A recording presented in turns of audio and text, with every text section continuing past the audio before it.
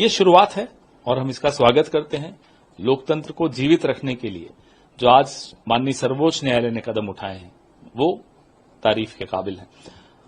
न केवल आधार का उन्होंने बहुत अच्छा ऑर्डर दिया, उन्होंने जो डिलीटेड वोट्स हैं जिनके नाम काट दिए गए हैं उनका कारण भी बताना पड़ेगा, उनको मशीन रीडेबल भी करना पड़ेगा। ये 2-3 आदेश बहुत अच्छे आज आए हैं, लेकिन ये शुरुआत है। तो क्या इस लड़ाई को खत्म कहां से हुई? अभी जो वोट बने हैं उसमें क्या खामियां हैं, ये सब तो एसआईआर बिना आधार के आपने बना दिया, अब समय बचा नहीं। आप इस कम समय में आप कैसे इसको दुरुस्त करेंगे? उसे किस नजीर के तौर पर आप देखिए, मैं मानता हूं कि कुछ फैसले ऐसे होते हैं ना माननीय सर्वोच्च न्यायालय की ओर से, जो न्याय की उम्मीद लगाए लोग रहते हैं और जिनको निराशा होती है उनके वो फासले कम होते हैं। आज का फैसला कुछ उस तरह का है। ये सारी बातें हम मांग कर रहे थे माननीय चुनाव आयोग से। जब वहां से ना मिली, जहां हमने अहंकार और अज्ञानता का भी एक अमलगमेशन देखा, तो फिर माननीय सर्वोच्च न्यायालय गया। लगातार विपक्ष यहां राहुल जी, वहां Tejashwi ji daily press conference करके क्या मान रहे थे कि ये जो 65 लाख आपने डिलीट किए हैं, ये कौन लोग हैं, कहां से, नॉन इंक्लूजन का आधार क्या है, मृत्यु, शिफ्टेड, डुप्लीकेट, व्हाटएवर। आप ये वर्गीकृत डेटा रीडेबल, सर्चेबल क्यों नहीं दे सकते हो?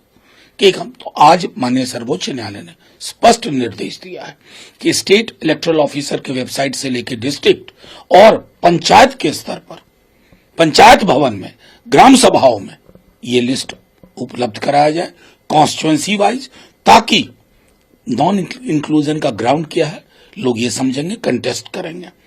दूसरा, आधार को लेकर के 2 दफे माननीय चुनाव आयोग को कहा गया सर्वोच्च न्यायालय की तरफ से, आज उसको भी स्पेसिफिकली मेंशन किया गया। एक ऐसा डॉक्यूमेंट जिसका 87% के करीब सैचुरेशन है बिहार में, बाकी किसी भी डॉक्यूमेंट का 11 में जो लिस्ट है, फेहरिस्त है, 12, 14, 18, 20, 22% से ज्यादा नहीं है। तो ये जो हठधर्मिता थी चुनाव आयोग को, मुझको लगता है कि उसको भी एक संदेश गया। तो क्या ये लड़ाई अब खत्म होना चाहिए? क्योंकि राहुल गांधी तो बिहार जा रहे हैं और वो कह रहे हैं कि एसआईआर और शुद्ध वोटर लिस्ट हो, इसके लिए उनकी लड़ाई। देखिए, लड़ाई जारी रहने में अभी सबसे बड़ी चीज है कि चुनाव आयोग की गरिमा और विश्वसनीयता, वोटर मैनिपुलेशन। आज तो एसआईआर पे मसला था, लेकिन ये पूरे पैराडाइम का, ये जो पूरा प्रतिमान है जिसको आम लोग आज के दिन में वोट चोरी के नाम से कहते हैं, आम लोग, पॉलिटिकल पार्टी के एक्टिविस्ट नहीं, ये पूरा प्रतिमान, ये मॉडल, इसको एक्सपोज करना होगा। और हमारा चुनाव आयोग, जो कल्पना सुकुमार सेन की थी प्रथम चुनाव आयुक्त के रूप में, उसको साकार किया है। लेकिन चुनाव आयोग और एसआईआर को लेकर के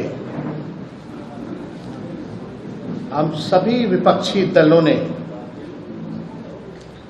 सदन हो, पार्लियामेंट हो, विधानसभा हो, सड़क हो, या बिहार भी बंद करने की बात आई,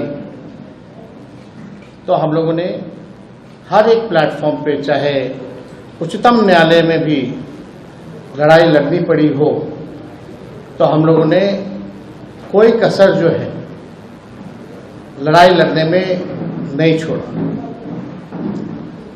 आज सुप्रीम कोर्ट में बहस के बाद, कई दिनों से जो बहस चल रहा था, सुप्रीम कोर्ट का इंटरिम फैसला जो आया है, आज उस इंटरिम ऑर्डर में हम कह सकते हैं कि आज लोकतंत्र की जो है जीत हुई है।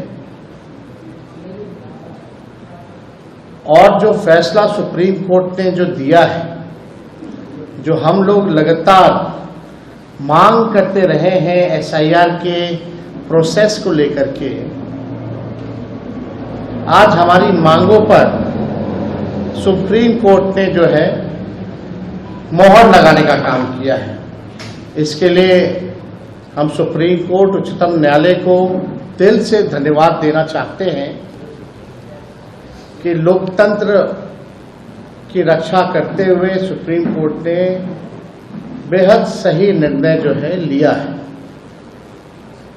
हम लोग शुरू दिन से ही SIR का विरोध नहीं कर रहे थे, बल्कि जो प्रक्रिया और जो चुनाव आयोग सारे डिटेल्स को छुपाने का काम कर रहा था, आज सुप्रीम कोर्ट में दूध का दूध और पानी का पानी सुप्रीम कोर्ट के आदेश के बाद हुआ।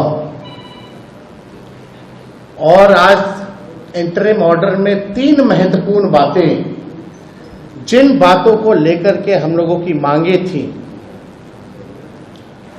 उसको जो है इलेक्शन कमीशन को इंटरिम ऑर्डर में आदेश दिया गया है।